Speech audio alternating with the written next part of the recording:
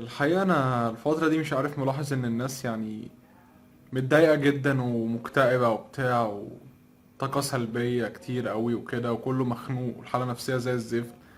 فعامل الفيديو ده عشان أقول حاجة واحدة بس. في كلمة كده لو ركزت فيها هتتبسط جدا. صدقني، كلمة كسر الدنيا.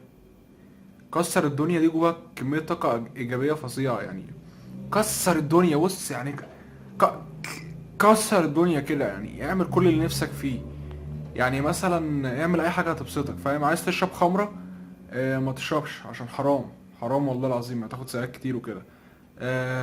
انا بقول لك انت براحتك، يعني انت عايز تاخد ذنب براحتك، بس انا قلت لك عايز مثلا تشرب مخدرات وحشيش وكده، برضه حرام والله العظيم، حرام جدا يعني. كل ده بتاخد سيئات وحاجات بلاوي كده، انت براحتك، انت الوزر عندك يعني. بس انا عايز اقول لك فعلا كسر، بص كده كسر الدنيا. كسر الدنيا وخليك جامد. خليك جامد والدنيا حلوة يعني، الدنيا مش محتاجة يعني. ايه اللي كأبك مثلا؟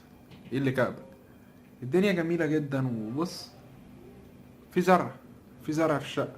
يعني شوف السيراميك بيطلع زرع والله، بص. او ده سيراميك عادي جدا وفي زرع يعني.